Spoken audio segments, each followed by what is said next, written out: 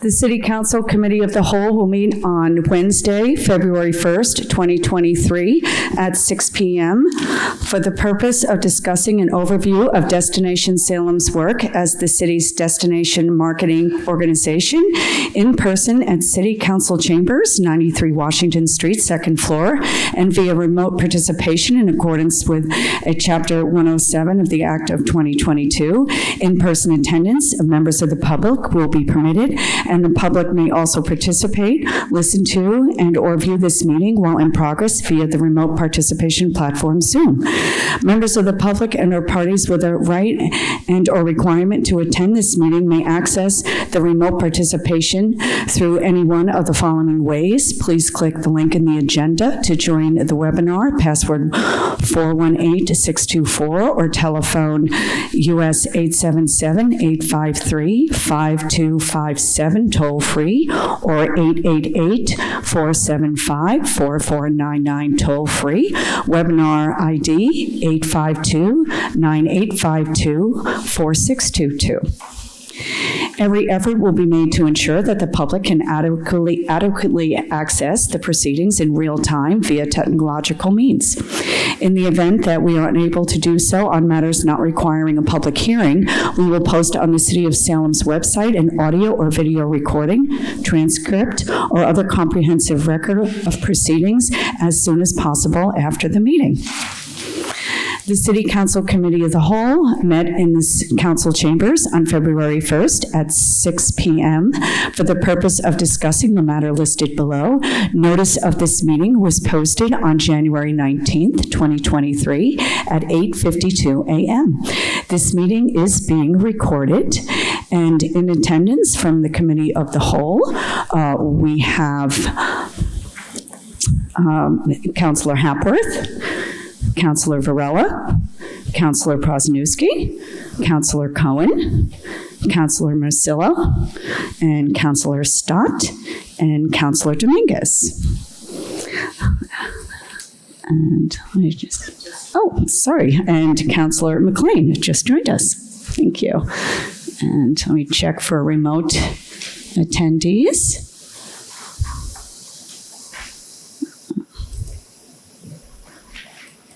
Of which I see none. So absent tonight are none. We have everyone in attendance. Oh, I'm sorry, Councilor Watson-Felt is absent. Great, thank you. Also, we have in attendance Kate Fox from Destination Salem. The subject for this meeting is an overview of Destination Salem's work as the city's destination marketing organization.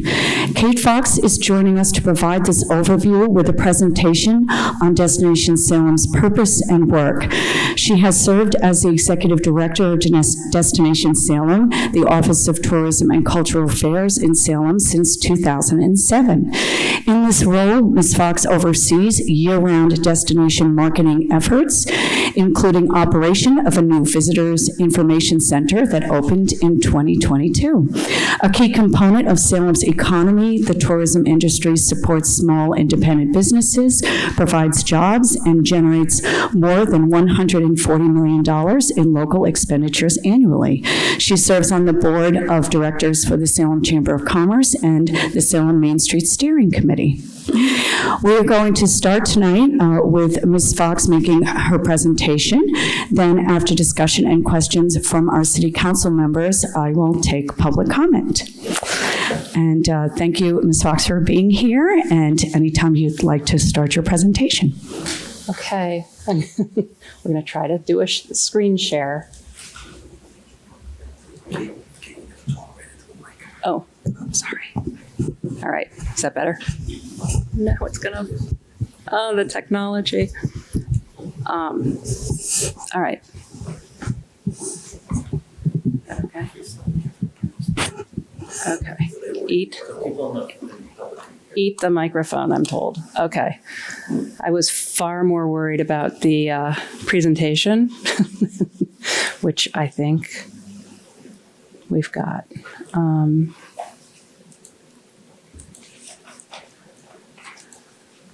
There we go. All right, thank you.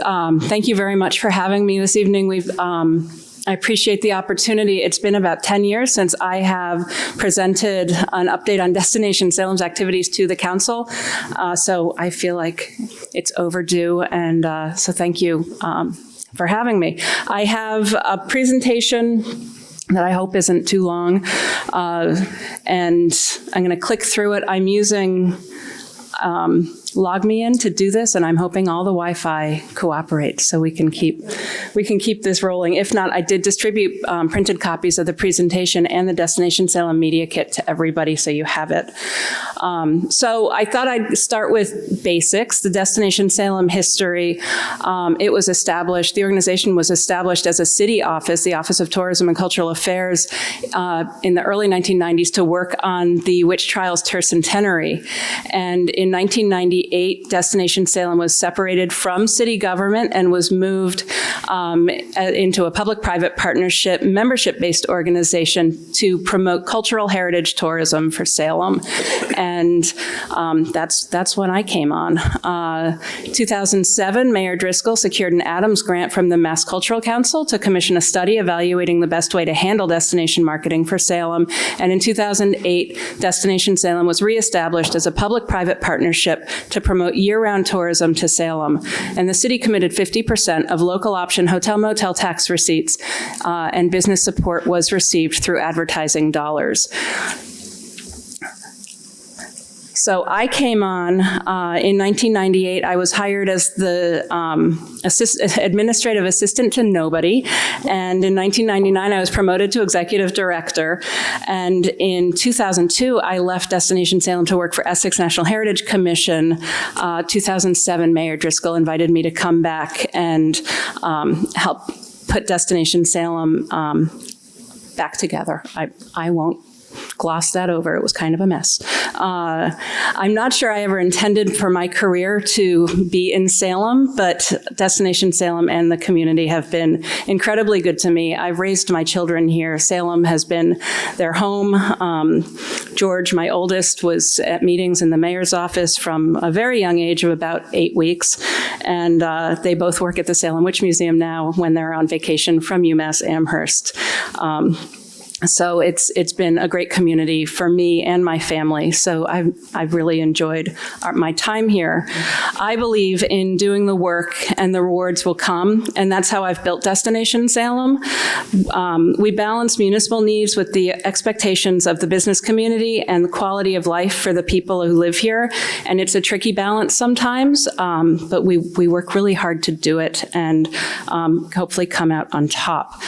The mission of Destination Salem is to cooperatively market, promote, and manage tourism in Salem. The organization advocates the kind of tourism which improves the quality of life for Salem residents and provides the greatest economic benefits to Salem's taxpayers.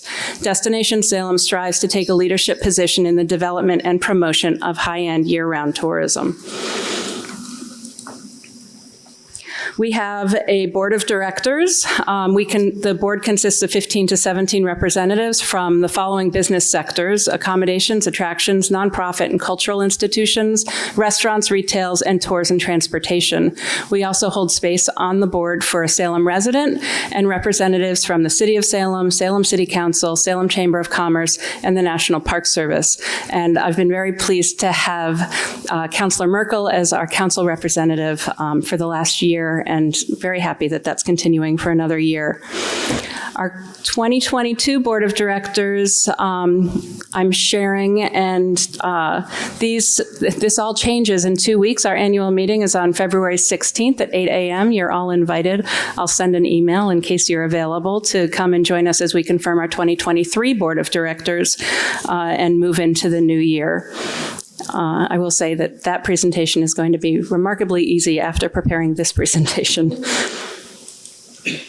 We also have a marketing committee that drives a lot of the marketing decisions for Destination Salem. And this group meets once a month and makes recommendations to the board on advertising decisions, marketing considerations. The covers of our publications are usually the marketing committee will look at 5 or 6 options and then make a recommendation of 1 or 2 that goes to the board of directors. They also help plan media visits and provide general marketing support to the organization. Come on. We have a robust staff. So a year ago, it was just 3 of us, and now we have 9. So we have 3 full-time staff. Myself, Stacia Cooper, who many of you probably know, she's a Salem resident, is my assistant director, and she's been with Destination Salem since 2010, I think. If she's watching from home, I hope I got the year right. And then Catherine Horgan joined us in April, and she is a new resident as of today. So she must like her job and where she's working. And we have information specialists who are working in the visitor center. I'm going to talk a bit more about the visitor center in a minute. And these are part-time information specialists. Some of them came from the Salem Main Street's information booth, resident pool, ambassador pool, and some are new hires. So they have been a great crew to get us started with the new visitor information center. The budget. So Destination Salem is funded by a grant annual funding from the City of Salem, which comes out of the local option hotel motel tax. And then we leverage that with advertising investment from the business community. And those funds are generated through the Salem Guide and the Haunted Happenings brochure, as well as online advertising and co-op advertising. New this year, we have retail sales. It's been very slow. I think we have like 12 products that we're selling right now in the info center. So we're looking forward to more robust retail sales as we go into the year. And then we've also been working with the City of Salem on executing the EDA grant and for recovery marketing. And we've also received some recovery marketing grant funds from the Mass Office of Travel and Tourism during this fiscal year. So the last 2 years, because of recovery marketing dollars and coming out of the pandemic, we have had more money to work with than ever before. When I first started, I believe our annual budget was $80,000, so things have improved.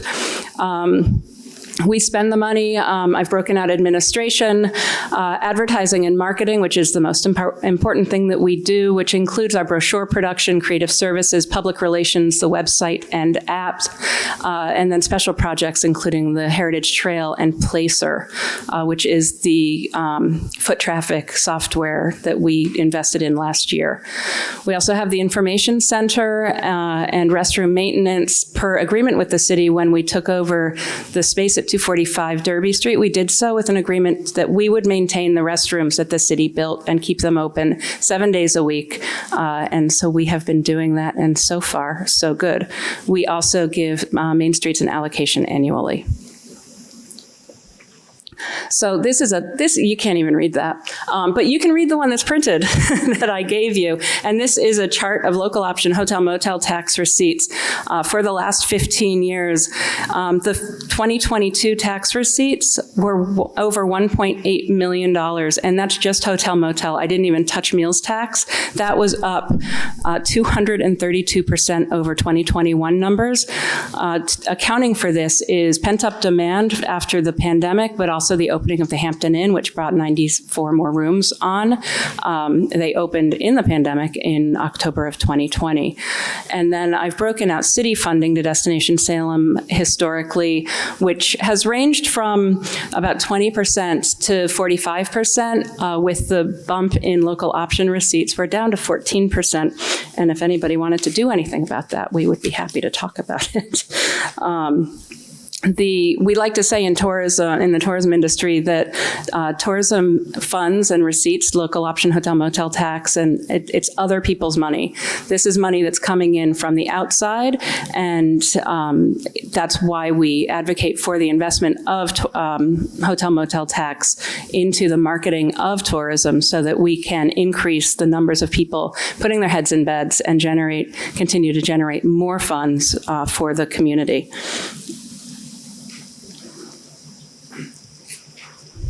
So So what do we do with all that money? Marketing and communications. We manage Salem.org, Destination Salem app, the Salem Visitor Guide, the Haunted Happenings brochure, and this, what you're looking at, is the preview of the new 2023 Salem Visitor Guide, which is at the printer right now, and the flip book is on Salem.org. If anybody wants to flip through the pages, we should have the printed version in town on February 13th or close to it. I love this cover. I'm really excited about this cover. So we do, next slide, there it is.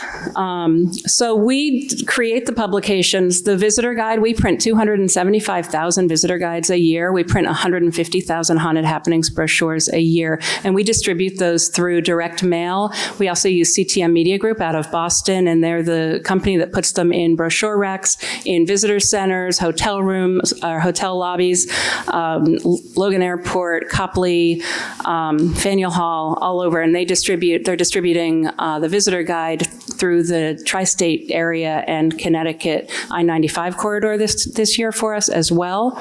We have invested in mixed media advertising, including digital, print, radio, and television. We're currently running digital and radio to support Salem So Sweet. So if you listen to WBZ, you may have heard me. They're running the ads a lot. And then email marketing through Constant Contact. We have an opt-in subscriber base of over 80,000 people and send monthly and weekly emails. And if you don't receive them, I'm happy to add you to our subscription base. We also have social media. We're on all the channels at Dest Salem and Haunted Happenings. TikTok was added in the fall, and that's primarily Catherine's job, managing all of the social media channels and making sure that we're getting the word out. We do wedding and special event marketing. Stacia represents Destination Salem to the North Shore Weddings Group, and Salem is a great destination for weddings. If you haven't noticed all the bridal parties traipsing around, they are having a ball, so we're happy to have them and make connections between the businesses to encourage the bridal parties to find all of the things that they need to make their experience a good one. So they might come to us and say, we want to get married in Salem, and we have a location, we have a venue, but we need flowers, photography, whatever. Stacia connected a bride with somebody who could steam her dress last year. So we really do a lot of that sort of collaborating and making connections. And then we do travel trade marketing, including producing the motor coach mapping guidelines, student and group tour marketing, cruise marketing, which is coming back after the pandemic, and international, which is really coming back after the pandemic, and the Discover New England Summit. Discover New England is a destination marketing organization for the 6 New England states. They will have their first summit in 3 years in Boston in March. Regarding public relations, I just wanted to mention, here we go. So we do public relations support for festivals and special events. I like to say everybody else can plan the events and we will promote the heck out of them. We provide seasonal releases, email communications. We do crisis communications when we have to. It's not our favorite, but we do it. And we also put all of our press releases and links to coverage at salem.org/media-kit. In 2022, the earned media value of our public relations efforts were 499 mentions with an audience of 495 million people and publicity value of $7.5 million. And that's we make an investment of about $10,000 a year in public relations, so we're definitely getting a return on that investment. And we had some amazing media coverage last year. A lot of it is October-based, but not all of it. We also had some great summer coverage, Connecticut Magazine, AAA Northeast, WBZ, and more. Part of public relations is generating familiarization tours, and these are free or low-cost tours that are designed to familiarize travel writers or content creators and members of the travel trade with Salem. And in 2022, we created a number of fam trips. We issue VIP passes to people who need them, and these are complimentary admission to participating attractions and activities. And then we also plan detailed itineraries for some of the higher-end fam programs, and we're doing one next week to promote Salem So Sweet. We have 6 travel writers coming in Thursday, Friday, and Saturday, and they are going to experience everything there is to do in Salem in February, including Salem So Sweet, and we are very excited about that. A couple of them, we hope, are going to provide coverage for their 2024 magazines in print, which I still get excited about print. Not everybody does, but I do. The Destination Salem Visitor Information Center, I invite you all to stop by. We are open 7 days a week at 245 Derby Street. I mentioned that we cover the cleaning costs for the public restrooms, which are open daily 9 to 8, and the visitor center is 9 to 5. We have our part-time information staff on hand to answer questions, and we've started selling some light retail, including visitor necessities and small souvenirs. We have welcomed over 7,200 visitors since opening the doors on October 12th. It's been a little slow in January, but I know it's gonna pick up any day now. And I just want to acknowledge Mike Letrikowski with the city for all of his help in both building the visitor center, operating the restrooms, answering all of our questions, replacing a water heater that died last week. He's always been very accessible and very helpful with the work that we're doing down on Derby Street. I want to talk a little bit about Salem Haunted Happenings because it's an important part of tourism. Visitation in October has seen a 3.5% increase annually since 2017. 671,000 visitors came to Salem in 2017 during October, and that number has grown to more than 990,000 visitors in 2022. I think we felt it the most this past year. This growth is pent-up demand post-COVID. International interest in Salem as the witch city continues to grow. There's also a growing interest in witchcraft, witches, and Halloween. And Salem Haunted Happenings is unique to Salem. This vibe doesn't exist anywhere else. So some of the images I pulled are ads that we've run for Haunted Happenings. We really lean in with Haunted Happenings. I don't spend a lot of money on advertising for October, but what we do spend is always a link to how to plan your visit and know before you go. And of course, the dreaded Salem is Closed campaign from 2020 when 500,000 people came to Salem in October, even though there was a pandemic.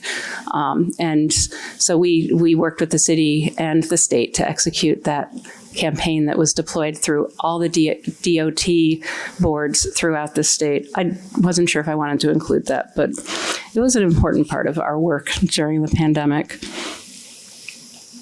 We've been working on Salem Heritage Trail since 2020. In February of 2020, Councilor Hapworth and I had our first conversation about the Salem Heritage Trail, what it is and what it could be, and that conversation began a revisioning of the Heritage Trail as a self-guided walking trail that helps visitors experience Salem's historic sites and stories in the downtown district. We set out to improve and maintain the trail, make the trail more inclusive of Salem's history, and provide more information and interpretation of historic and significant sites. It's a work in progress, but so far we have repainted the line, built a mobile website, started site selection. We have 11 sites on the trail now, and we are developing signage that can be installed at the different locations that would have QR codes so that people can access the mobile site from where they are. It's also GPS located, so over 6,000 people have used the mobile site so far by scanning the QR code either at the visitor center or one of the heritage sites on the trail, and then they can access the different locations. Our next step is to add interpretation for the different monuments, Roger Conant, Nathaniel Hawthorne, and even Samantha, to talk about where they are, why they're there, and what may have been in that location in the past. And we're working with consultant Museumtastic on developing the content and creating, helping to develop the mobile site. I have provided you a Destination Salem marketing timeline, and I am not going to go through this whole thing, but I want to tell you that we have launched a new event collaboration program that puts some guardrails up around the kind of marketing support we can and want to give to citywide events and festivals. We're offering exposure on salem.org, the Destination Salem app, and the Info Center, as well as PR and marketing support in exchange for the festivals or events, including our logo with a link to salem.org and the phrase supported in part by tourism dollars through Destination Salem. Salem Film Fest is our first partner, and we look forward to expanding this collaboration throughout the year. And I suspect John Andrews and Kylie would want me to say that the Arts Festival was the original partner because they've been doing it since before we created the document outlining the partnerships. So the marketing timeline is a skeletal look at the annual calendar. It does include in April Salem Ancestry Days, which we started in 2019. The first one should have been 2020. Work has continued, and we are really looking forward to this year's Salem Ancestry Days, which will be held at First Church and throughout downtown. We're welcoming events throughout Salem, and I'm happy to share the exhibitor and event submission forms to anybody who would like them. I do want to let everybody know the weekend of April 21st to 24th, we will have Salem Ancestry Days, the First Muster commemoration, Salem Horror Fest, and I believe there's a citywide cleanup that Saturday. So we're never looking for things to do in Salem. That's a very full weekend. And we definitely have other duties as assigned at Destination Salem, including working with Salem Main Streets on downtown street banners, working with the city on the Salem Film Office, although Ellen Talkowski has been handling most of that lift lately.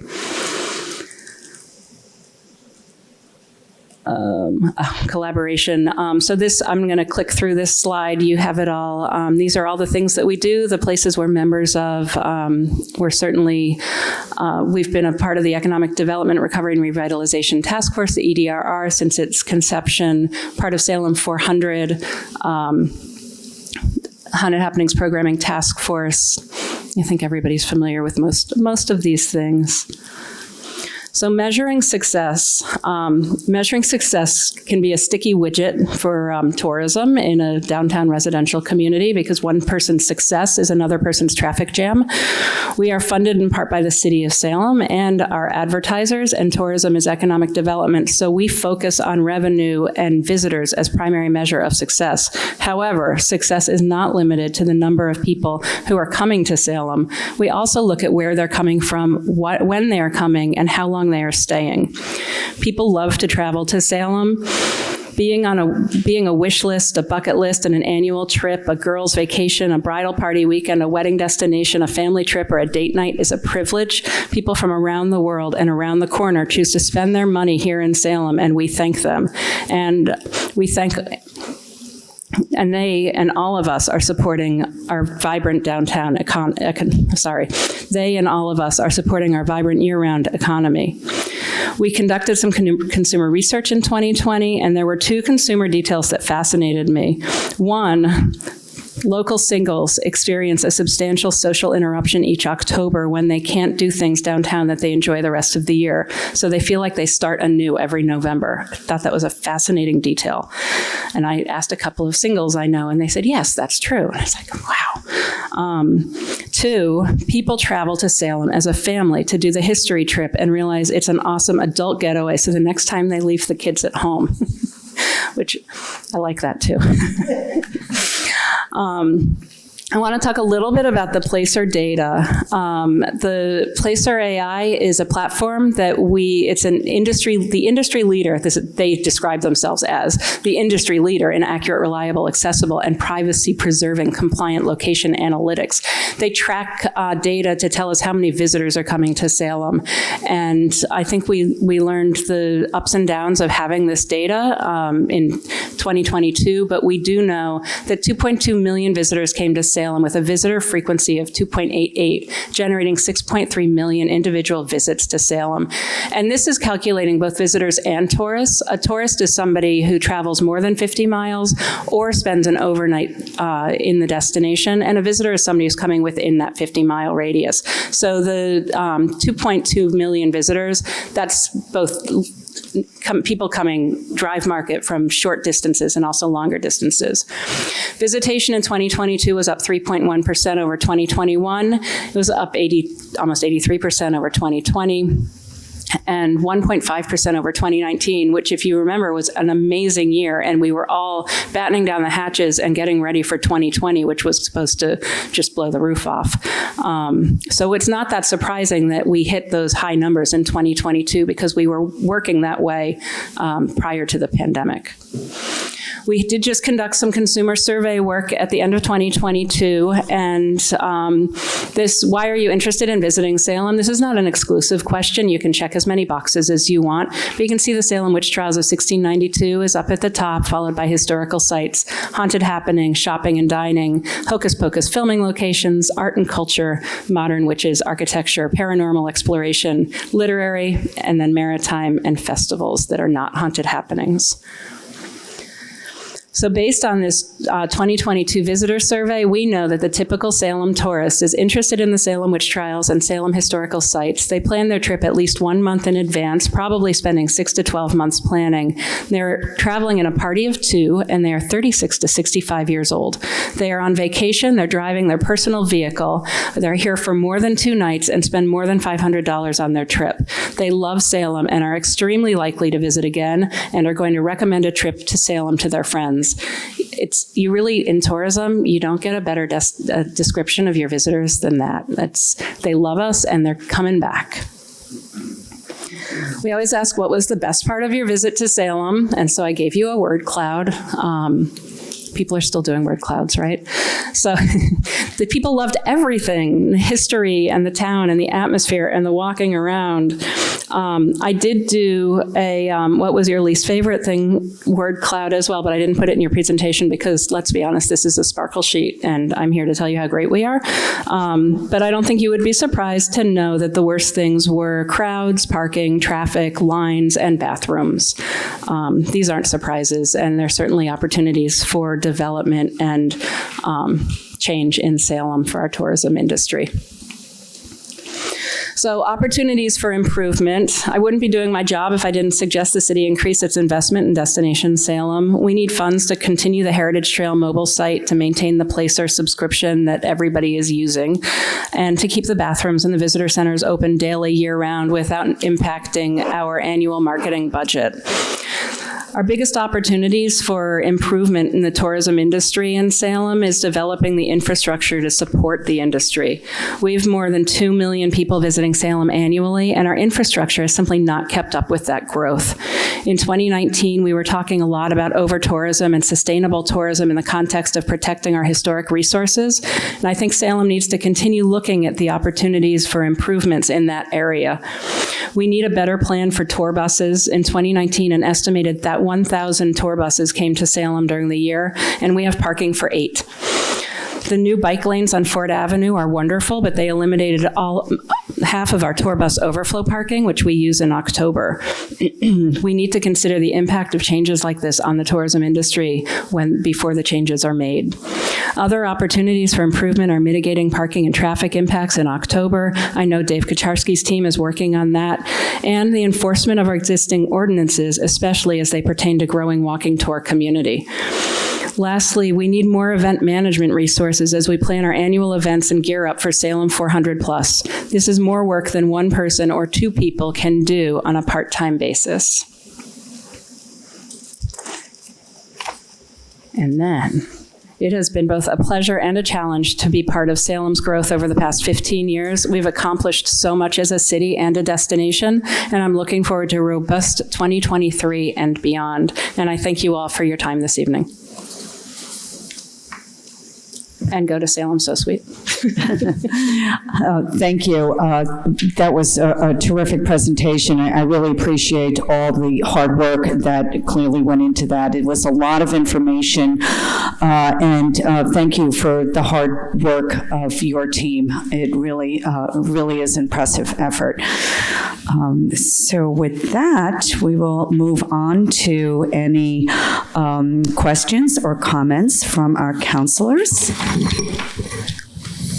Yes, Councilor Musilla. Thank you, Councilor Merkel. Thank you for this presentation. This was, there's a lot in here.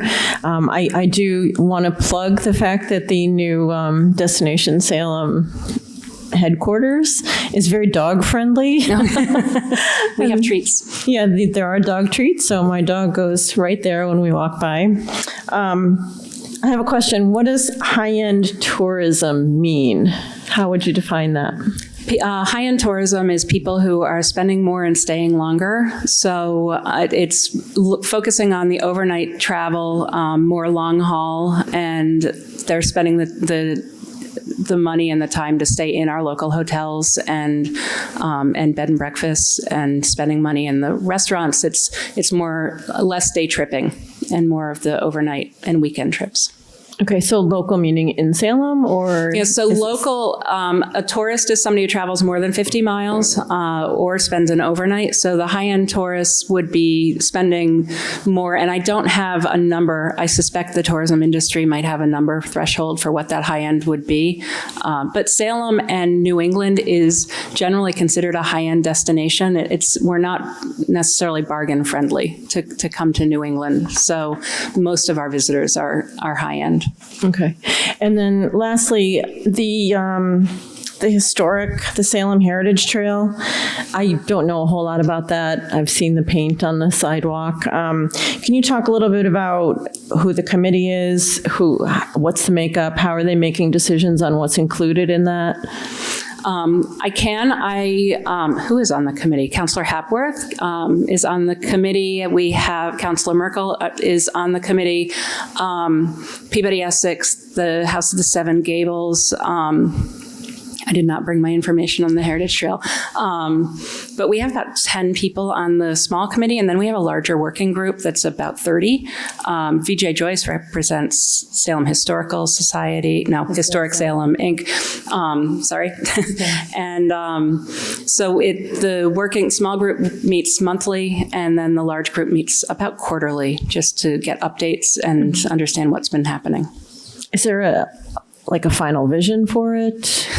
There is, and I'm happy to share that. I can email it to you. We did do an initial strategy for the Heritage Trail, and the vision is really to connect visitors and locals with the different historically significant sites along the trail.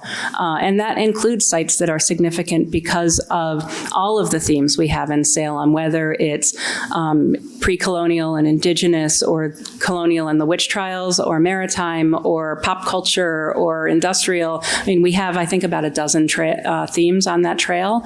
And so we want to connect as many layers of the themes with the different sites as we can. And then, so we have thematic ways to look at the different sites, and we're reviewing site submissions to expand this and add more sites to the trail. And you have an app? It has a mobile site. It's a mobile website that's created by Guide by Cell, is the vendor that we used for that. And you can access it through QR code or directly through a link. And through that, you can go through the map. There's a geofenced map on it, and also get information that's provided both in written and audio form on the different sites. Do you charge for that? No. That one's free? It's free. Okay.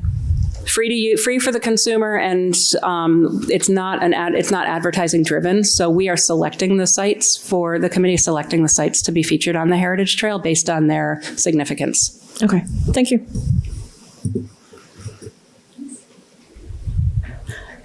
Councilor Dominguez. Thank you, Chairman Merkel.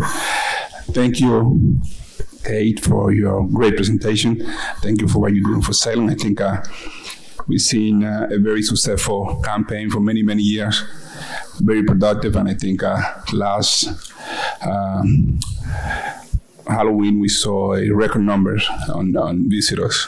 And my question is based on the concern that I hear about some of the residents on how we're going to be mitigating if we continue to grow in the same way that we are growing, getting visitors, which is very good for the economy of Salem. But at the same token, how or what kind of plan do you have to kind of balance what we're going to receive as a growth in visitation and the quality of life of the people that live here? There is any plan in 2023 so the general public knows exactly that you are aware of what's going on and that you are working on it? So yes, it's a collaborative effort, and there are meetings that have already started to look at haunted happenings in 2023, and look at how particularly parking and traffic concerns can be mitigated. I think there are a lot of good ideas floating around.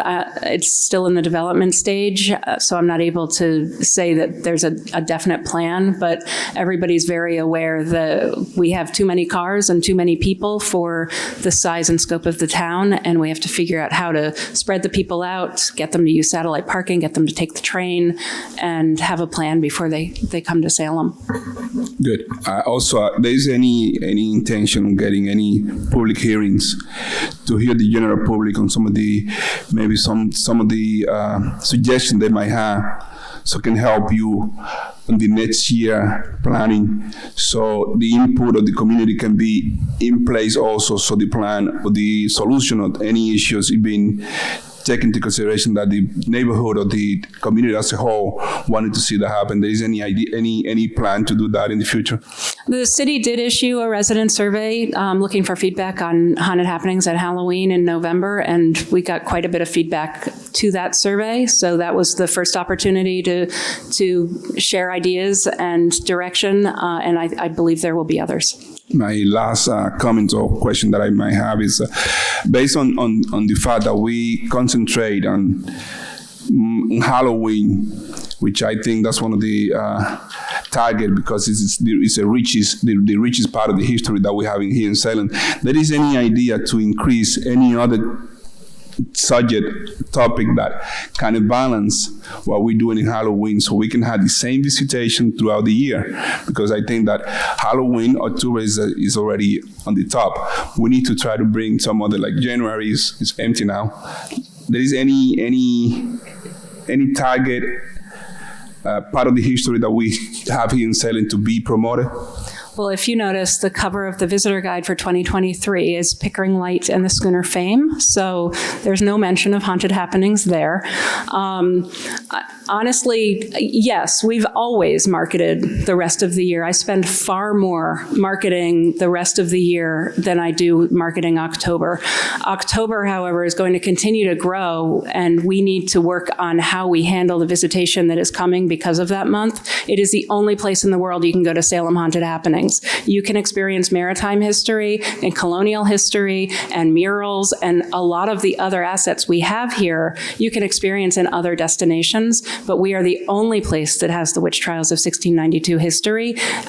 We have the first period architecture, and we have haunted happenings. So that's going to continue to grow, and I think we need to focus on how we can mitigate the impact and work with the visitors who are coming to ensure they're having a good experience, and many of them do come back during other times of the year. If you walk around now, there aren't very many people here. I think we had 6 visitors in the visitor center today, but a lot of businesses are closed. So when people are coming right now, there isn't a lot for them to do.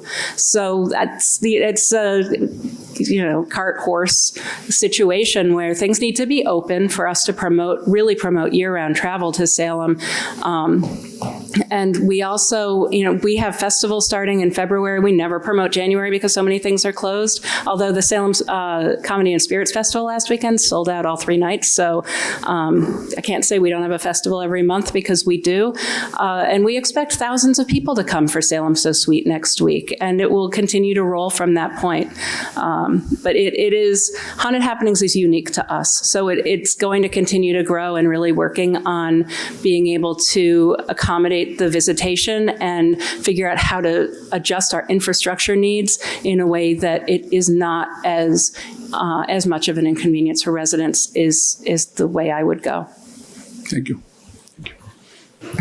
Thank you. And I'd also like to remind everyone we will be having a citywide meeting forum on haunted happenings in the next month or so. So there'll be a lot of discussion about haunted happenings, and we'll get the word out about that when we have the date set. Councilor Hapworth? Thank you, Chair Merkel. And Kate, thank you for all that you do, specifically the data that you provided last year. I think as a city, I think sometimes we have this collective amnesia about how busy October can get. And each year I find that we're saying it feels like it's busier than it was last year. It feels like it's not usually this busy. And I think letting us know that we weren't crazy this year, I think was certainly appreciated. I think gave us some sort of context to understand what was happening. How are you seeing tourists plan their vacations? We talk a lot about plan ahead. What has changed, I guess, in the last 10 years or even 20 years around how folks are planning their vacations? Are they using social media more often than they have in the past? I know that I'm planning 2 trips right now, and I'm looking at various social media more than I'm looking at visitor guides. Has that changed for you, and has that changed sort of your strategy? I know you've added a TikTok channel, you've had Instagram and Facebook. Has that changed your strategy in terms of just the information that you're putting out? I guess moving from promoting Salem to giving actual information about here's how to plan your trip to Salem? It has. We have leaned heavily into digital advertising. We're putting a lot more money into the digital, whether it's Google Display. I will often hear people say, oh, they're spending so much money on advertising. I saw them on CNN.com. And that's through Google Display. So it's actually a remnant that came through. And we work with Sperling Interactive here in Salem to do that. So so Google Display and social media advertising and trying to meet the people where they are for their planning. A lot of people are using Facebook groups for planning their trips. We monitor the Facebook groups about Salem, but we really let them be organic because that's what the consumers are looking for. They're looking for information from their peers. They're not looking for the official visitor information. A lot of people are planning, the 20-somethings are planning their trips on Reddit. I'm not, but I hear it's being used a lot. So I'm hoping we don't have to get into that. And then we talked a lot on Friday. We had the North of Boston Tourism Summit, and there was a lot of talk of Pinterest and how people are using Pinterest to plan their vacations. And so we are trying to meet people where they are and help them plan and get the information about how to plan. There is we absolutely specific to October, primarily because of the numbers, but we have a whole demographic of visitors who don't listen and they don't pay attention and they're not on our social media and they're not looking for official directions and feedback. They're just coming. And it doesn't matter whether they're coming to Salem or they're just, going to Boston or they're going to New York or whatever they're doing. There is a whole set of people who go out without a plan, and that's their style. And that's not going to change. I think that's going to continue to grow, and I don't think there is a way to meet them. So, to get the information to them. So if we could work the percentage that we can contact and can connect with, that's who we're trying to find. Thanks. And it's funny that you mentioned Reddit because there's a relatively politically active Reddit group in Salem, and every now and again a tourist will sort of pop in there and ask a tourist question. I've noticed just anecdotally looking out my window that the crowds are spiking outside of October, maybe more than they used to, or we'll have initially it was just October starting earlier and ending later, and now I'm seeing little upticks, and some of it's weather-based, but some of it's also, I think, just people coming out. Is there something you've noticed, or the Destination Salem has noticed around a non-October time period that you feel like is growing right now in Salem? Well, certainly September and October are growing. The hotels, Salem hotels, are already sold out for weekends in October, and so everybody's compressing out to the neighboring months. I talked to a group tour, or an event planner. She was trying to bring 200 people to Salem in November, and she couldn't find hotel rooms for them. So I said, it's really nice now in January. I've got plenty of rooms if you want to come in January. So people are, and we also have fall foliage. I mean, we can't underestimate the power of fall foliage and all the people who are coming to New England for that and saying, let's just pop by Salem because we're there and we've never gone and they had witches. And so that's a whole piece of it. But we are seeing upticks in June, July, August as well. The Arts Festival has been doing really well. The Salem So Sweet continues to grow every year. So people are coming throughout the year. It's just more coming in October as well. And I will say the placer data, I'm happy to share placer data with anybody who's interested in it. It is an expansive platform. There's no way I could give a ton of information on it here in this forum, but if anybody's interested in a lot of numbers, I'm happy to do a Zoom and share screen and dive into who's going where. Do you happen to know what December numbers look like this past year? It looked busier than previous years. I'm just curious if that's a non-October time period that's growing for us right now. I haven't looked at December yet, but I will do that tomorrow. Thanks.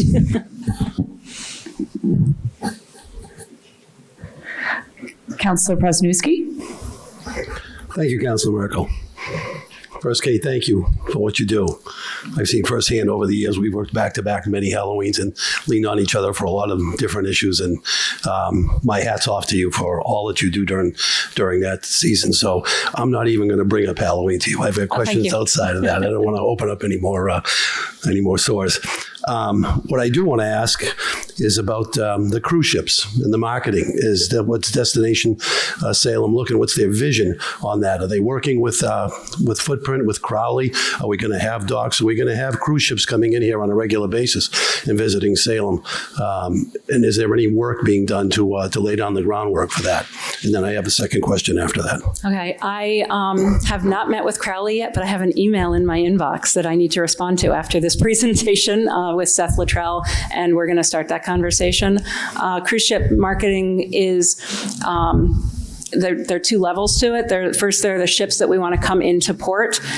We have a small port, so we're limited in what types of vessels we can bring in. And so we want more of those. And Bill McHugh he's been a great ambassador for Salem. He knows all the port agents and the ship captains. And so he's been doing a lot of the recruitment for us in that capacity. We also do a lot of cruise passenger marketing for the shore excursions. So there are two shore excursion companies, Destination North America and Inner Cruises, and they bring all of the tour bus, the cruise passengers from Boston to Salem as a shore excursion, and they're on tour buses. So we don't always recognize those as cruise passengers, but we get a lot of them. And we do work with the shore excursion companies to ensure that Salem's on the list and stays on the list when people are coming up. And those are the same companies that are running the shore excursions for the vessels that do call on Salem, and a couple of buses will go up to Gloucester and Rockport and Lexington and Concord, and then they will actually put people on a bus to go to the Salem Witch Museum and see Chestnut Street. So there's a couple of different levels at cruise marketing, and we're working on both of them, and I'm looking forward to opening the conversation with Crowley. It is a new frontier for us for being able to access Salem, other than coming in by vehicle, by car or by train.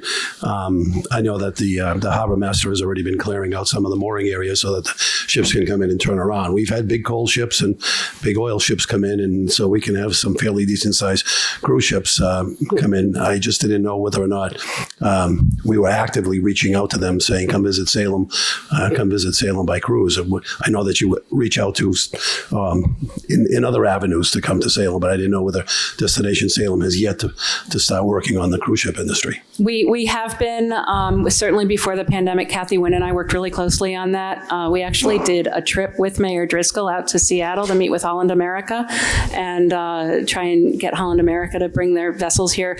We're trying to grab the vessels that go to Gloucester because they have to anchor and tender their passengers in, and that's no fun. You want to be dockside. Exactly. Yeah. So we are working on that. There was a pandemic pause for sure with that whole industry. So okay, we'll get back on it. Thank you. I'm glad it's on the radar. The second question is, I saw the destination sites that a lot of the tourists come here for us, the witch trials and a lot of the haunted happenings. The Hocus Pocus film locations, which include Pioneer Village. And Pioneer Village is sort of slated to be on the chopping block. And seeing that it has had the film industry's eyes on it for a while, between the Crucible and Castle Rock and Disney. I know that a lot of people head over there. They park at Forest River Park. They visit Pioneer Village, and they visit the Hocus Pocus house before they leave. Is there any? Do you have any input or any stand on what you folks would like to see done with Pioneer Village? I'm going to speak for myself. My board has not discussed this, but I'm going to say I want to see it moved. I believe the visitors are going to follow it where they're going to follow Thackeray Binks's house wherever it is. And the threat of rising sea levels and climate change on where Pioneer Village is currently located is serious. And I think that moving it to the YMCA campsite over by the Willows is a great idea. I think the YMCA camp being at Forest River Park with the pool, all the new facilities down there and the beaches is a great idea. So I've always been a proponent for that Pioneer Village move, and I believe the people will follow, especially if the structures are aesthetically what they are, whether they are in Forest River or Forest River Park or they're over near Salem Willows. And I think with the improvements that are slated for the new site over by the Willows, it's a win-win and the people will follow. Except maybe for the parking situation over at the old Girl Scout camp, because you've got a neighborhood that you're going to be cramming cars into, but that's a discussion. That's a discussion at a later time. We have trolleys. Okay, all right. Thank you. Councillor Cohen? Thank you, Councilor Merkel. First of all, thank you for all you do and all the people you collaborate with. I see some of them are in the chamber. I do want to agree with Councillor Hapworth anecdotally about how I think we've all witnessed a lot more people in Salem. You can tell when they all congregate near and wait for the signal to let them cross the street, 40, 50 at a time. Although October may generate the most business, I believe the richest part of our history is the architecture. I know Councilor Watson-Felt has pushed a lot of the historic stuff, the sea trade, the custom house, the witch trial memorials, Indigenous and African-American history. And, I appreciate all the work you guys do secondhand, because my wife is bed and breakfast, as you mentioned, bed and breakfast and inns. Whenever I've been there, it's regular. It's often that her guests remark that the visitor's guide is the best guide they've ever had. And I think we've all seen people walking around Salem with visitor's guides. That's how we know one way we know who tourists are. I just have one request, and this is a favor on behalf of hundreds of my constituents, that you and your Destination Salem staff pretend that we don't have a hocus pocus house. And that's all I had. I just wanted to thank you guys for coming. I would be happy. I would be happy to, although I do think that would make an amazing Airbnb and money could be made. There's actually people who live there. I know there are. The tourists don't know that, but people live there. And the street is really difficult. So if I could seriously talk to that a bit, we made the decision, for years, we didn't talk about the house on Ocean Ave because it's a residential neighborhood, because people live in the house, and because we have enough hocus pocus filming locations within the walking distance of downtown. We made the decision as an organization to add the address for the house 2 years ago, because you can Google Max's house. All you have to Google is Max's house, and that comes up with beautiful pictures and the address. And so we wanted to be able to say, this is a residential home, this is a residential neighborhood, do not drive, and be respectful. And the only way we could communicate those guidelines were by saying, this is where the house is. So it wasn't a decision that was made lightly, and we absolutely appreciate what that neighborhood goes through every month. And that is social media, viral social media at its best or worst is Max's house. If I could just add that this year, the barriers that used to just say resident parking said road closed. And I believe Councilor Prozniski and I have talked about it. If you traveled anywhere else and saw a road closed, you'd probably think there was a gas leak or paving or some reason not to go on that road. And the Salem police towed 268 cars from that little stretch of land. So It's amazing. yeah, it's pretty amazing. And I'm just thinking about some of the residents who weren't able to get to work. But thank you again for all you and all those you collaborate to. Thanks.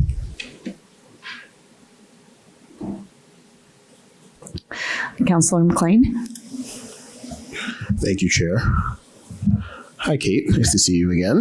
Nice to see you. Thank you for the presentation, and I'll echo all of the gratitude that you've already heard from around the chambers. Thank you for all the good work. I think it's hard for anybody to argue that tourism and visitation is not really important to Salem's economic community, and that doesn't happen by accident, right? So I appreciate the work. I want to start out by asking you a little bit about some of the data you shared. I saw that there was a mention of the 2022 visitor survey. I'm curious if there are other vectors you're using to collect data about how people feel about their visits to Salem and sort of when and how most of that data is collected. So the 2022 visitor survey was the first visitor survey we've done since 2019. We conduct them annually. We start sending them out in November, and we close the survey at the end of December. We actually made the decision this morning to run that survey throughout the year so that we're not getting data that is incredibly skewed to October. Because so many people are taking the survey because they were just here. And so we're going to figure out a way to share that survey link on an ongoing basis during the calendar year. We also, during 2020, we did consumer research where we hired an outside agency to survey visitors, and they did video surveys, interviews, and created a comprehensive consumer profile. And they looked at tourist consumers and also locals for their sentiments towards Salem. And that's where we got the singles whose lives are interrupted and they can't date in October, and the families who come and the adults say this is more fun without the kids. So that all that consumer data, and then we have Placer, which is a consumer tracking platform that has a tremendous amount of really almost creepy data in it. And I've only scratched the surface in the number of reports that I've run. It's malls, the big malls use, and a lot of the hotel chains use Placer to learn more about who their visitors are and where they're coming from. And so we've been using that as well. Since you mentioned Placer, I'm curious whether that provides anything approaching sort of real-time data, like heat mapping of where people are in the city, that could be used to address some of the other concerns you raised about over-tourism, where of resources, et cetera? It does. It's got about a 48-hour lag. So in October, I would start getting emails on Monday saying, what's the data for this weekend? And I'd be like, Tuesday. I'll have it on Tuesday. So it's got a little lag, but once the data is compiled, then you can do the heat mapping. They do a report they call A Day in the Life, where it shows through heat mapping how people travel through the community over the course of a day, which is really interesting. I did it for October. I can send it to you. It's fascinating. Okay. That's great. I'll stick with that question of over-tourism. When you mentioned that initially, the first thing that came to mind for me was the old burial ground on Charter Street. I know there was a big push to make sure that that was properly conserved and that we were getting people interacting with the site in a way that wasn't going to destroy it. So I'm curious if there are other assets that you have seen over the years which are likewise sort of vulnerable or are beginning to show wear and tear or that need attention or protection, historic or non-historic. It doesn't have to be just historic assets. Well, I want to recognize the work that Elizabeth Peterson has done with the Charter Street Cemetery and commend the Peabody Essex Museum on their collaboration for that Welcome Center, which has been a great partnership. And just being able to close one of the gates to that cemetery and keep an eye on the visitation that's gone through, it's made a huge difference. I think any of our historic resources are threatened, and whether it's from tourism or climate change, if you walk down Derby Wharf and you look at the impact of climate change, there's we are a historic community, and there are threats from every corner. A lot of the historic resources are privately managed or privately owned, so it's not necessarily a municipal challenge, but looking at the impact of traffic on something like the Witch House, which is well managed, but in October, thousands and thousands of people are traipsing through, and that certainly has an impact on a historic structure. Historic gardens with foot traffic, that you see impact there. But it's really any historic structures that sees over visitation. And Councillor Cohen's point about people just don't seem to care about the signs to say no. Tourists are, in this day and age, incredibly entitled, and they have paid for their vacation, and they're going to get their vacation. And we saw that certainly in 2020. You can't take their trip to Salem away from them in October. So there's a lot of communication work that needs to be done, and enforcement. When people are breaking the rules or people are taking advantage of a situation, as a community, we really need to work together on enforcement to teach them what's right and what's wrong. Yeah, that's fair. On the topic of infrastructure support, that was early in the presentation. We all know parking and driving is terrible. I'm not going to get too into that, but I did want to ask you if you had anything that you observed or that you would recommend relative to infrastructure that just supports pedestrians. As you know, I work at the PBDSCus Museum, so I'm downtown all the time. And one of those particular features, I think, about the October season that tends to drive people locally a little bit crazy is the manner in which there's just not enough room for all the people, right? And so you have people spilling off of sidewalks into roadways. You have people crossing the street without looking where they're going. So that's unlikely to change, but I'm curious if there are techniques or there are features that are in use at other tourist destinations, at other large sites that attract seasonal visitors like that you think would be of benefit to us here in Salem to help manage our pedestrian load.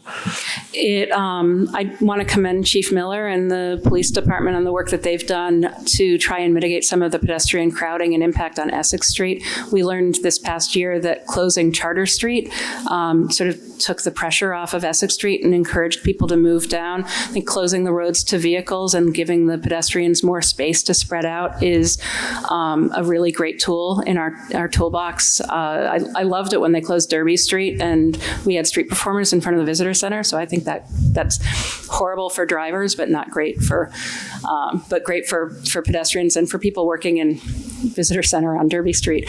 The one thing I would recommend, and I've talked about a bit with Chief Miller, is make a plan to close the streets, and then if you don't need to, open them, because it's easier for the community to know a street's going to be closed at 11 and then be pleasantly surprised than to close a street like a Derby Street or a Charter Street and to close it earlier than expected, and then people just don't know.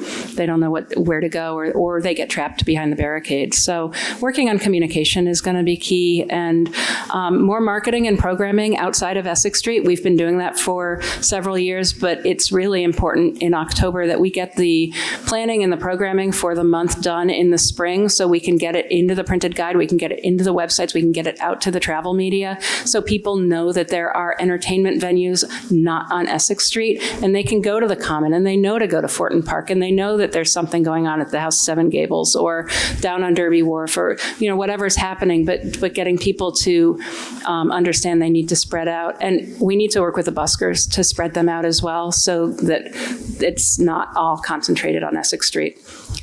These are all challenging. None of that is easy, but I think it's doable. No, it's not easy. I'm almost done, I promise. This is my last question. I want to pick up that thread that you just offered about performers and programming.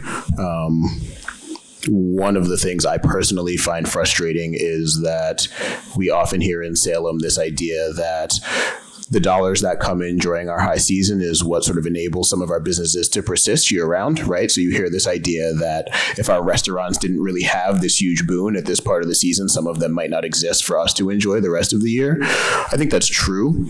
But one of the things that really troubles me is that I don't see that same persistence of industry in our arts industry here. I don't see studios flourishing or being maintained. I see them slowly closing over time. I don't see permanent art spaces. I don't see permanent music venues.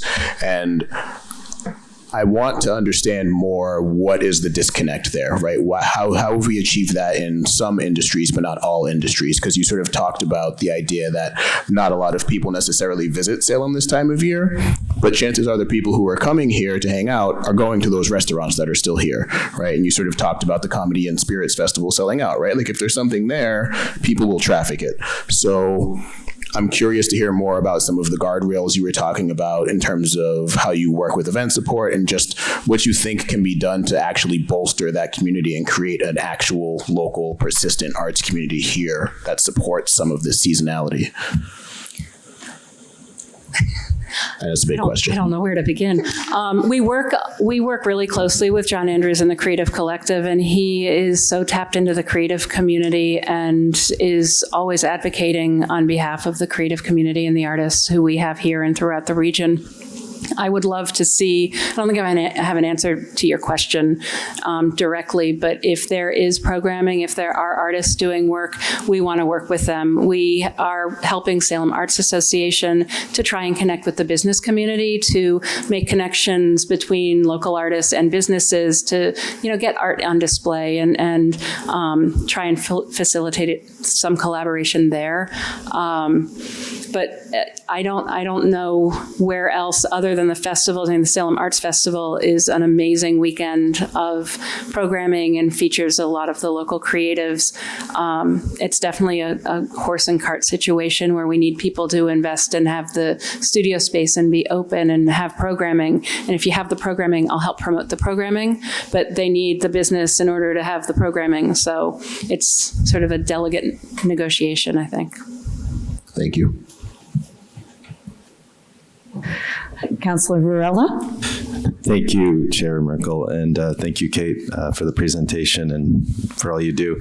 My question for you was, it's basically in your mission that, the intent of Destination Salem is to provide the greatest economic benefit for Salem taxpayers. My question to you is, as you know, we have a fairly burgeoning food and beverage industry here in Salem. I guess my question to you is, when it comes to haunted happenings, I think what we always see is that we have an outside vendor like Fiesta coming in to basically facilitate most of the events.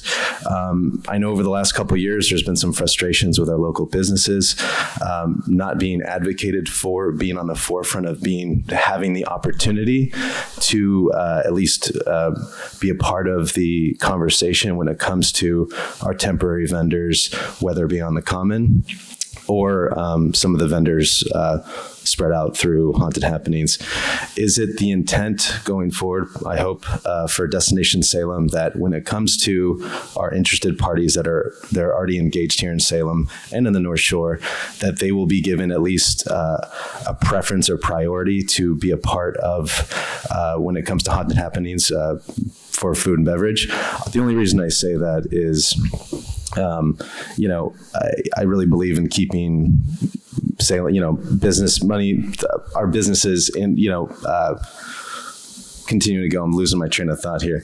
But I guess, is that the intent going forward, is to promote our smaller businesses like our food and beverage? Because I just think that we do have a lot of character when it comes to our restaurants. And, is that going to be a priority for Destination Salem to push that forward? Thank you. Thank you, Councilor. So Destination Salem doesn't negotiate the contracts with the vendors. Fiesta's contract is negotiated with the city.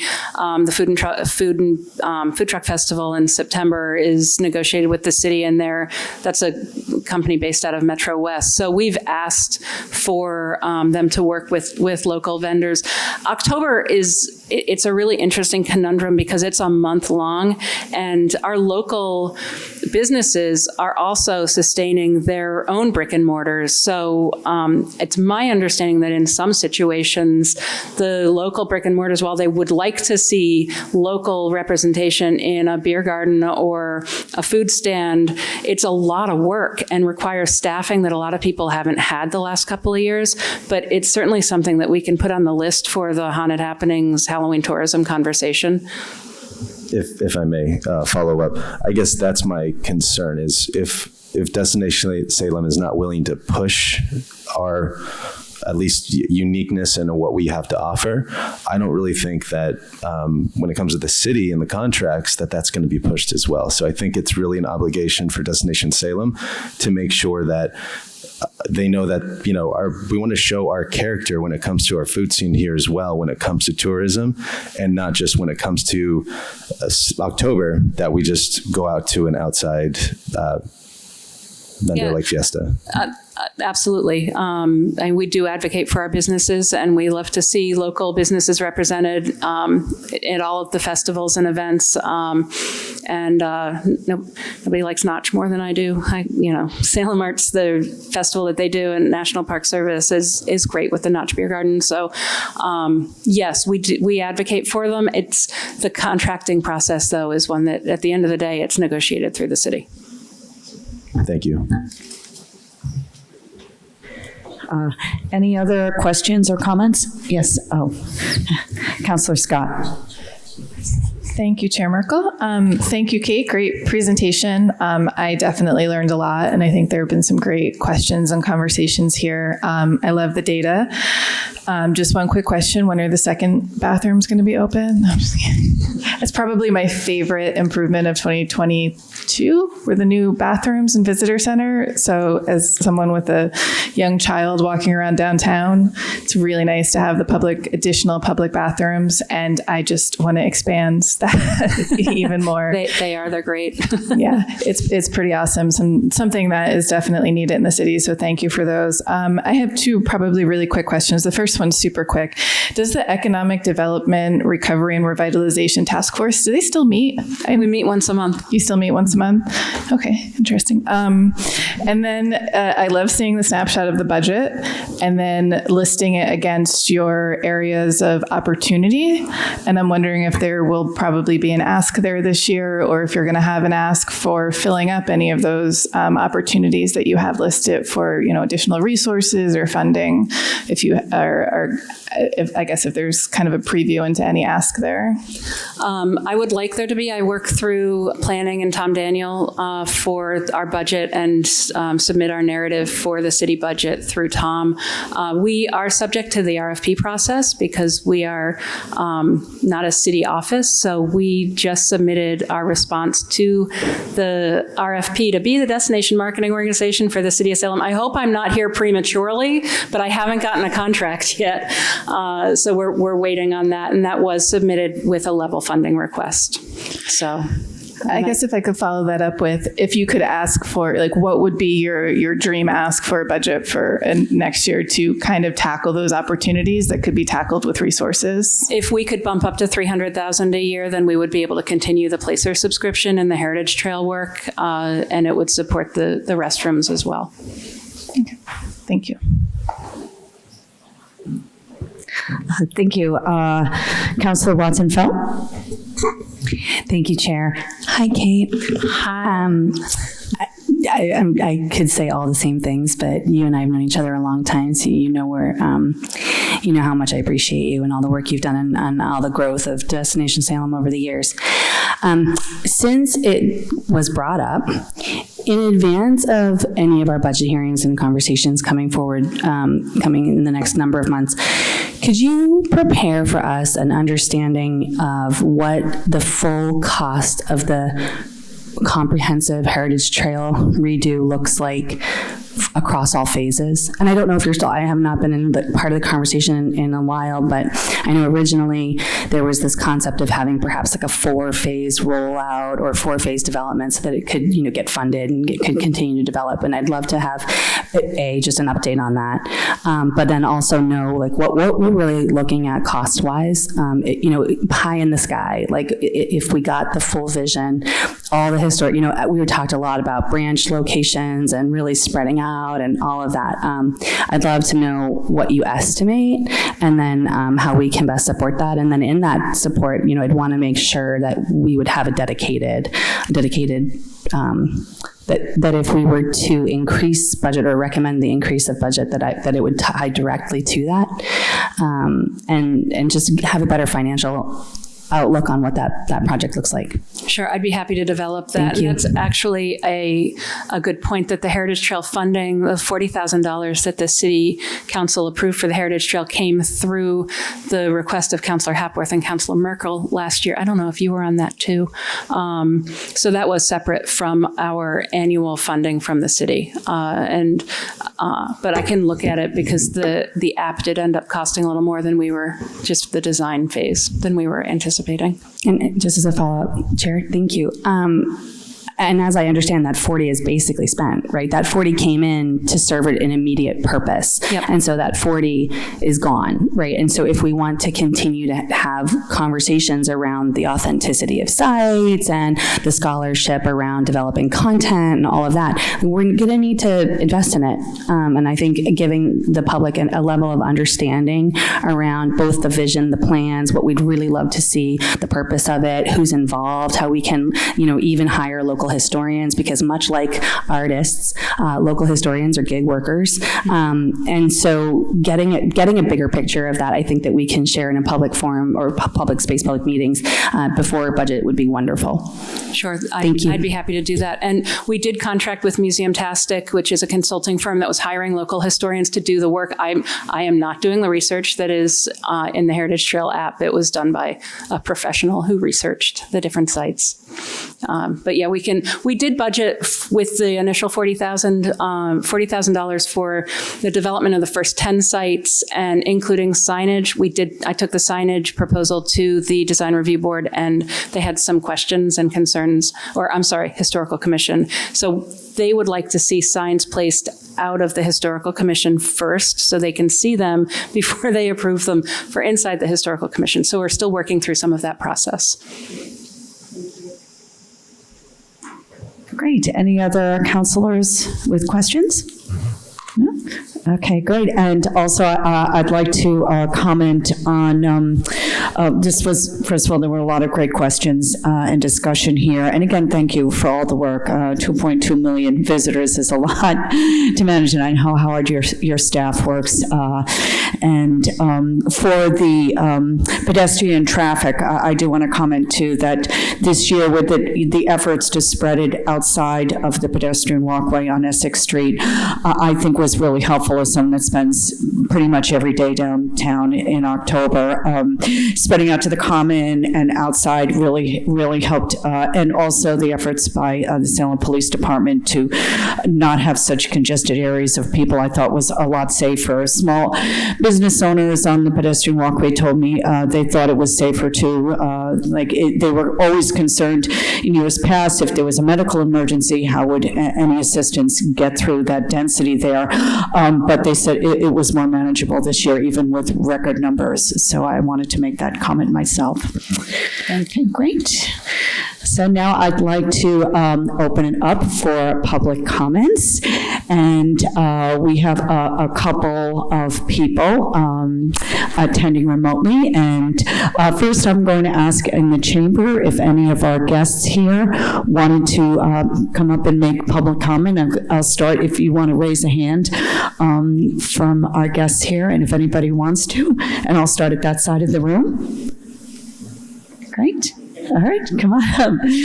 And please state your name and address for the record, and also speak directly into the mic. We want to hear what everyone has to say. Hi there. I'm Tita Jordan. I'm the executive director of the Salem Witch Museum. My address is 6 Mohawk Street in Danvers, Mass., another wonderful historic town. And the reason I'm standing here today is the work that Destination Salem, the Salem Chamber, the Creative Collective, Salem Main Streets doesn't happen in a silo. The partnerships that have been established to make sure that tourism is safe for everybody, what Kate said about Halloween is so important because it is unique. Haunted Happenings does have a legacy. It's 40 years old. People come back, they don't always plan, and if 2020 showed us anything, it showed us how many people just stop by because they're out for a beautiful drive for fall foliage. So, Councilor Domingo, your questions were on point. It's a challenge to be able to divert people when they're not paying attention and they're not really, but I think that this year was so well handled. It was very interesting to have Councilor Hapworth on the news and Kate's message going out, and you saw all of a sudden Saturday was significantly quieter. So Destination Salem does have an impact. They're not advertising Haunted Happenings to get people to come here. They're advertising Haunted Happenings as a safe way to come, so that when you are here, you have to have a plan. If you don't have a plan, you're not going to have a good time. And when you look at the Facebook sites, you can see that that information is very valid. What I'm seeing, and yes, you are right, Councilor Hapworth, December was significantly busier. Every weekend in December, there were increased numbers, and people are not only going from September, I love how Kate calls them, I can't remember, September or whatever. But anyway, people are coming for Salem So Sweet, because in October, every time somebody would call the Salem Witch Museum, we would say, look, we're sold out. We changed the way we sell tickets. We used to have lines wrapping around the block, and the residents were very unhappy. We now do online ticketing. We are not going back. We're not going to have lines in front of the building so that we can control the numbers of people coming to our site. It has been very successful. And a lot of other places in Salem have also gone to online ticketing, and it is making a difference. And the thing is it enables us to say, I'm sorry, we sold out at 2 o'clock in the morning last night, so we recommend that you come for Salem So Sweet. And that's what we're doing. So everybody in town, everyone who is answering their phones, and my boss, Biff Michaud, insists that we pick up the phone. We don't have a service. And we talk to the people who are coming, and we explain what they need to do, where they need to go. We direct them to Destination Salem. We have extensive links. We've invested in an education department who is researching, connecting with historians throughout the entire north of Boston region. So not only are we promoting Salem, but we are making sure that the success of Haunted Happenings is spread throughout the region. You try to go to Boston, it's sold out. You go up to Salisbury, it's sold out. You go out to the western part of the state, all of these Facebook support groups are I'm planning my trip. I'm going for my honeymoon. I want to get married on the Common. And the other thing about tourism investment that people forget is you're seeing the direct spend that's going to hotel motel tax money. You're not seeing that my electrician comes in to do work, that the gas station is filling up, that people are using the hospital when they fall down or the ambulance comes. There's so much money that is not listed as tourism funding that comes into the city. People are going to the point and they're looking at the gorgeous murals. Kate has been pushing that. North of Boston Convention Visitors Bureau has been pushing it. This community goes beyond Salem's walls. Kate's done an outstanding job. I knew her when she was at 6. I was involved with tourism before Destination Salem existed. We were involved with Haunted Happenings founding. So we've seen the changes. And the thing is when people get something in their minds, they're going to come. So how do we control them when they're here? How do we make sure that they come here safely? And how do we ensure that they're going to have a great experience? And not only that they're going to have a great experience, but we're not going to inconvenience the residents. And we're doing the best that we can. So those are just a couple of points I wanted to make. One thing about the music industry, we have a lot of touring school groups. They want to perform. They want to come. There's no place for them to perform. If it's raining, they're going to have their bassoons and their drums and whatever, and they don't want to, they want to be protected. So there's a whole audience of student groups. There's a massive music conference that takes place annually. They want to come to Salem, but we don't have the venue for them. So those are all things that we discussed pre-pandemic, and so anyway, that's what I wanted to say. Does anyone have any questions for me? Terrific, thank you. Good job. Thank you. Thank you so much. Anyone else like to give a public comment? Right. And again, please state your name and address for the record and speak into the microphone. Sure. I'm Dakota Russell. I'm the executive director at the House of the Seven Gables. I live at 14 Monroe Road here in Salem. I think I just wanted to say a word as a newcomer. I've been in Salem for only 7 months now, but now that I've survived a haunted happenings, I'm officially a local, I understand.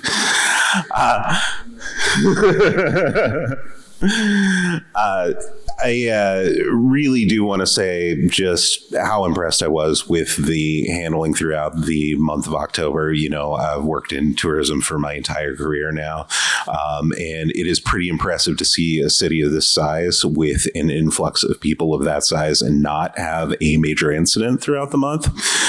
So, you know, as much as we struggle with issues here and there on how to fine tune the process, I can say from an outsider's perspective that it's a miracle that it gets done at all. And I really chalk a lot of that up to communication, not just the communication that Tina was talking about that goes through Destination Salem to reach the tourists, reach the visitors before they get here, make sure that they're coming with a plan, but also the communication that Destination Salem really facilitates between the sites themselves and the attractions, the historic sites, in making sure that we are all working together and making sure that if we're moving to online ticketing, that everybody is kind of moving in that same direction and that we're working in tandem to get a good message out there. And I really think that makes a world of difference when it comes to how a somewhat stressful event like October can go. Thanks so much. Thank you, and welcome to Salem. And yes, I see Rena's. Come on up. Thank you, and name and address. Name Renus Oosthoek, Salem Chamber Director, 185 Hill Street, Beverly, but working at 265 Essex Street here in downtown Salem. I want to thank you for this opportunity, and I have a few remarks and suggestions. I would say, listening tonight, it's worth to do this more often than once every 10 years. I think the information is so important, and also the questions are asked, they're so important, and they're not asked to the right person most of tonight.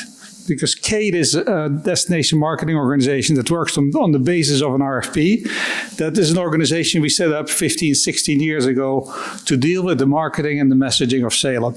A number of the questions here have to do with the results of the marketing of Salem, and it's your job to actually ask the questions to the right people, whether they are in the administration, in the departments, or other places.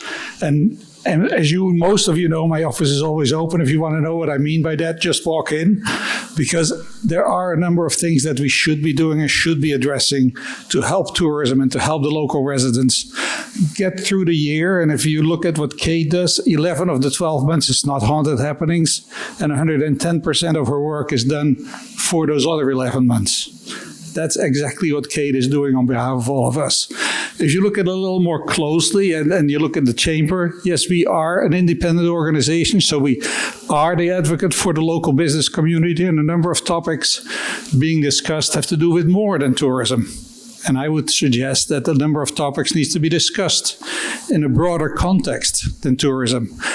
What is being brought up on the work done not for Salem businesses, two things come to mind. One is capacity of local businesses, whether they can handle more. But two is how the system works.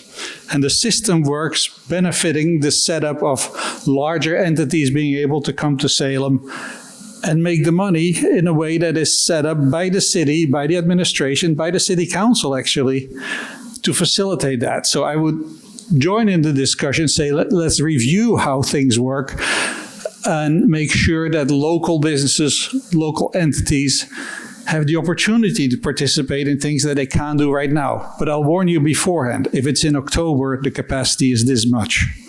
And that's a big difficulty. Lastly, there's also, of course, the idea of parking and traffic and anything that happens in Salem. And I think that's where Kate actually is excellent. Within the Commonwealth of Massachusetts, she's a leader in tourism. She's a leader in facilitating communication about that. And essentially everybody in Massachusetts listens to what Kate has to say. And I think that what you've done tonight is something that you need to repeat and use her expertise from other communities as far out as Europe and other places where she works with the international organizations in bringing people here, because the expectations for Salem that we have to deliver on are high. And we've managed to get up in those deliveries, but we have a far way to go. And I agree, the visitor center is one little one that, thanks to Destination Salem, is now a fantastic asset. But there is much more to do. And with your help, I think Kate and everybody else will work to their utmost in getting it done and helping both the tourism community, the visitors, and the residents to enjoy Salem. Thank you. Thank you. Anyone else in the chambers? No? Okay, we have two hands raised in the public remotely. One is Susan Moulton. Susan, I'm going to allow you to talk if you want to unmute yourself. Thank you. Can you hear me? Yes, we can. And for the record, thank you very much. Sorry, could you state your address as well, Susan? Yes, I'm Susie Moulton. I live at 98 Washington Square East on the backside of the Common. I wanted to follow up on some of the comments that Councilor McLean was making. 2.2 million people is a heavy impact on the infrastructure of Salem. And I wanted to ask Kate whether in her work she can observe where we need improvements, and does she provide recommendations on those improvements that need to be made? My focus is always the Salem Common, where the front entrance needs work. It is a lot of stone dust, it's dirt. When it rains, it's mud. And I think we need to make some improvements there and other places. And I would just be curious if Kate is also able to make some suggestions on improvements to the infrastructure and to whom she makes those suggestions. Thank you. Thank you, Ms. Moulton. Kate, would you like to respond? I don't think I'm going to respond well. I think the key to the impact on resources like Salem Common, excuse me, and building off what we were discussing with Councilor McLean is understanding how many people are coming and that there is going to be impact, and being prepared to address and repair the impact when they happen. I'm not the expert on addressing environmental impacts on tourism. I can address, I can say that there are a lot of people coming to the Common. There are a lot of people walking down Essex Street. There are a lot of people going to different neighborhoods in Salem. But how to mitigate the impact from all of that visitation is something that would be more of a collaborative conversation, I think. Thank you.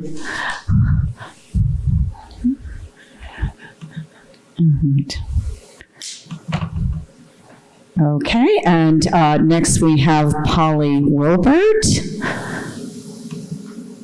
Polly, I've allowed you to talk. Can you hear us?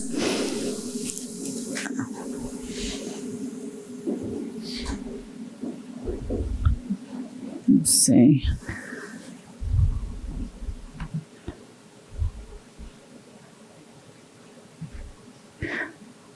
Polly, do you still want to give public comment?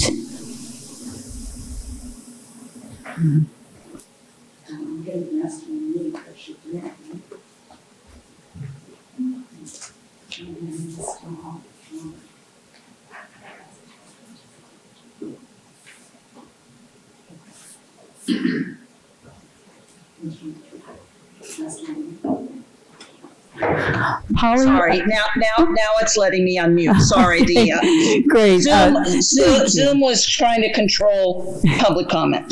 Thank you.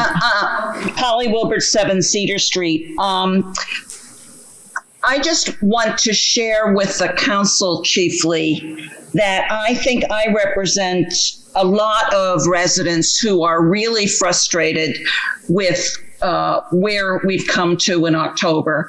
And that is also understanding that the witch trials were actually in August and September historically. I think we absolutely have to shift visitation away from October. I think it is heinous that our residents are expected to constrain their lives now for 4 to 6 weeks. It may be even as long as 8 weeks now, where our driveways are blocked, our traffic is gridlocked, our lives are constrained. If you work Monday through Friday and you need to do things on the weekend in the fall here, good luck. We sacrifice a tremendous amount for what I would say is a small sector of our community to make a lot of money.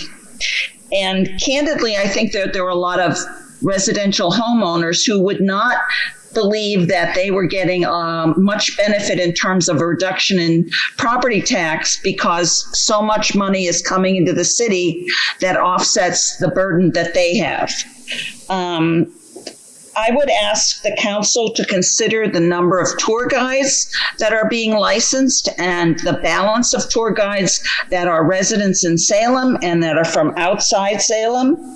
I think it's not unfair to point out that if you are a child in Salem who has a birthday in October, good luck.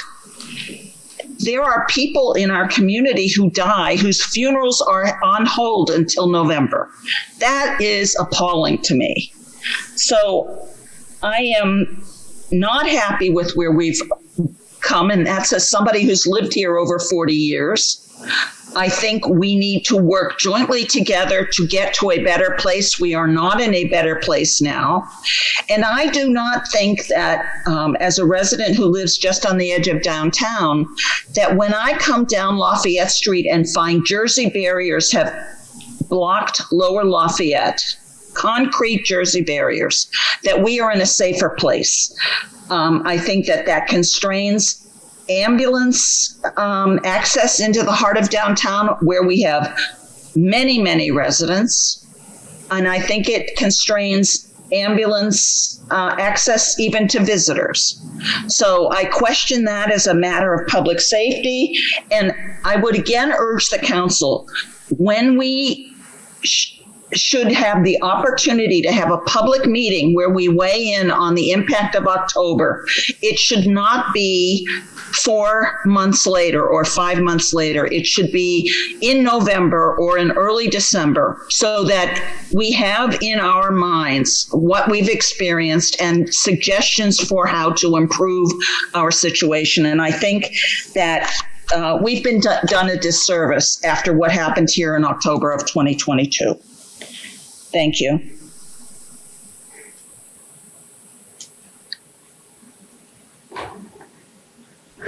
Thank you. Thank you, everyone, for all the public comment and all the great questions tonight. I don't see any other hands raised. Oh, sorry. Let me just see if there's, I've checked the public. No.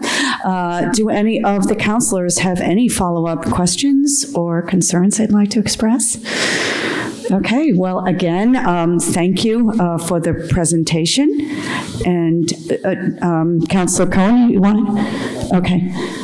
Yes. I would like to make a motion that the presentation be received and filed. That was my next question. Let me get to the right sheet. Patty. Do I have a second?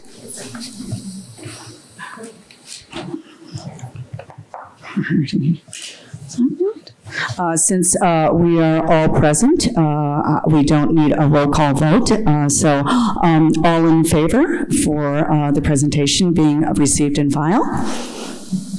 Okay. That is 10 voting in the affirmative, none in the negative.